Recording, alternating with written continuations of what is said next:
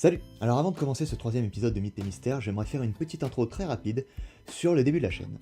Alors globalement les retours ont été très positifs et je vous remercie de vos encouragements. Vous aimez ce projet et vous m'avez d'ailleurs fait remarquer qu'il y a quelques petites choses à améliorer. Tout d'abord c'est la qualité de la caméra, et comme vous pouvez le voir, c'est réglé. Et ensuite c'est d'éviter de montrer que j'ai des anti-sèches. C'est bon, c'est bien ce que j'ai écrit. Bon, tous les youtubeurs avec un script les ont pas très loin, mais moi j'ai voulu aller vite et donc forcément ça se voyait. Donc je vais faire attention, et puis de toute façon je vais progresser. En tout cas, merci bien de soutenir ce projet, et sans plus attendre, mes amis en quête de mystère, bienvenue dans ce nouvel épisode de Mythes et Mystères.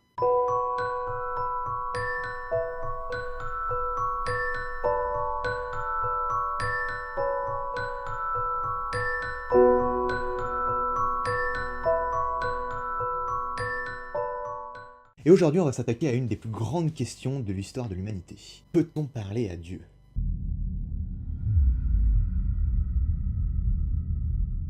Existe-t-il un Dieu? Et plus précisément, peut-on lui parler de notre vivant?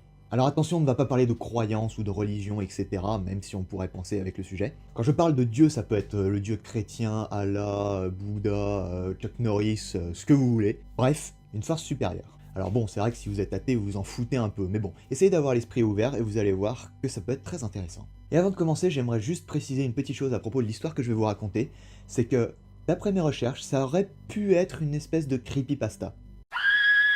Donc voilà, on ne sait pas vraiment si ça a existé, mais en même temps ça a peut-être existé, donc voilà, à prendre avec des pincettes. Mais vous allez voir qu'on peut très bien débattre autour de cette question. Ça tombe bien, c'est le but de cette chaîne. D'ailleurs, je vous invite à essayer de vous mettre dans la peau de la personne qui va être évoquée dans cette vidéo, et vous allez voir, ça fait froid dans le dos. Et sans plus attendre, on pose l'ambiance. Donc, peut-on parler à Dieu? C'est la question qu'a tenté d'élucider une équipe de scientifiques en 1983. Ils ont mené une expérience dans une installation secrète, et ont émis l'hypothèse qu'un humain privé de tous ses sens, donc que ce soit la vue, l'odorat, etc., pourrait communiquer avec Dieu. Ouais, c'est pêchement violent quand même. Ils pensaient que nos 5 sens occultaient notre perception de l'au-delà, et donc que privés de ceci, nous pourrions établir un contact avec Dieu par la pensée. Certes, c'est assez extrême, mais la question mérite réflexion. Après, de là à passer à l'acte, c'est autre chose. Mais bon, ils l'ont quand même fait, et vous pouvez bien vous douter que les volontaires ne se bousculaient pas au portillon. C'est donc un vieil homme qui affirma qu'il n'avait plus de raison de vivre, qui fut le seul volontaire pour cette expérience. Nous l'appellerons Billy, parce que j'ai envie. Afin de le purger de ses 5 sens, les scientifiques ont exercé sur lui une opération complexe, durant laquelle chaque connexion nerveuse sensorielle au cerveau a été coupée chirurgicalement. Bien que Billy gardait toutes ses fonctions musculaires, il ne pouvait plus rien sentir, plus rien goûter, plus rien toucher. Alors s'il y a des médecins parmi vous, j'aimerais savoir si c'est quand même possible, parce que je sais qu'il existe une maladie qui fait qu'on ne ressent pas la douleur, mais de là à ne plus rien ressentir du tout au toucher, j'émets un petit doute. Bref, il n'a aucun moyen de ressentir le monde extérieur, le seul moyen de communication qu'il a, c'est la parole. Il était seul, avec ses pensées. Les scientifiques l'ont observé pendant qu'il décrivait son état d'esprit, par des phrases un peu mal prononcées qu'il ne pouvait lui-même pas entendre. Après 4 jours, Billy déclara qu'il pouvait entendre des petites voix inintelligibles dans sa tête. Les scientifiques ont tout simplement supposé que c'était un début de psychose. Et en même temps, il y a de quoi le comprendre, le pauvre. 2 jours plus tard, il hurla qu'il pouvait entendre sa femme décédée, et même qu'il pouvait lui répondre. Les scientifiques n'y prêtèrent pas très grande attention, étant donné que ça pouvait être un début de psychose ou tout simplement qu'il imaginait tout. Jusqu'à ce que notre fameux Billy se mette à énoncer les noms des proches des scientifiques morts. Il répéta même des informations personnelles que seuls les scientifiques eux-mêmes ou les parents proches pouvaient avoir connaissance. À ce moment-là, une grande partie des scientifiques quittèrent l'étude. Et en même temps, on peut pas leur en vouloir, ça fait quand même bien flipper. Mais une autre partie resta. Et là aussi, on peut les comprendre. En effet, malgré la peur, il y a quand même l'envie de savoir jusqu'où ça peut aller. Après une semaine passée à converser avec les morts par la pensée, le sujet devient dérangé. Il disait que les voix devenaient trop fortes, et qu'à chaque fois qu'il était conscient, il était bombardé de centaines de voix qui ne voulaient pas le laisser tranquille. Il s'élança contre les murs, tentant de ressentir une quelconque douleur. Il supplia les scientifiques de lui administrer un sédatif pour pouvoir échapper à ces voix dans son sommeil.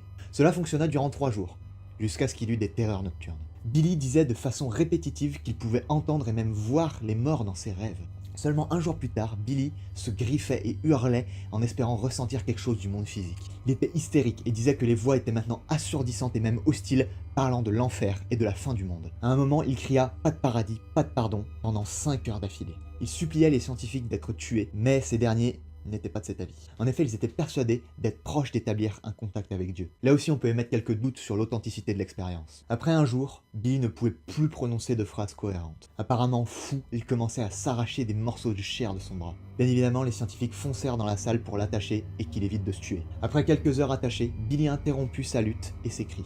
Il regardait fixement le plafond pendant que les larmes coulaient sur son visage, complètement immobile. Pendant 2 semaines, Billy, qui était maintenant complètement silencieux, devait être réhydraté manuellement à cause de ses pleurs continus. Finalement, il tourna la tête et regarda un scientifique droit dans les yeux pour la première fois de l'étude. Et là, il chuchota une phrase qui fait froid dans le dos. « J'ai parlé avec Dieu, et il nous a abandonnés. » Puis ses signes vitaux stoppèrent. Il n'y avait apparemment aucune cause de la mort. Bon, je pense que pas mal d'entre vous n'ont pas cru à cette histoire.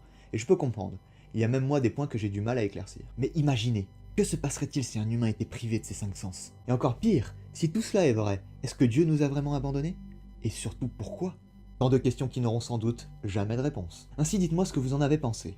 Croyez-vous en une force supérieure? D'après vous, que se passerait-il si un humain n'avait plus aucun sens? Connaissez-vous des faits similaires? Je vous invite à débattre en commentaire, que je lirai bien évidemment. En tout cas, je vous remercie d'avoir regardé cette vidéo. La meilleure récompense que vous pouvez m'offrir, c'est de partager cette vidéo et de me faire connaître. N'hésitez pas à liker cette vidéo, à donner votre avis en commentaire, et à me suivre sur Twitter.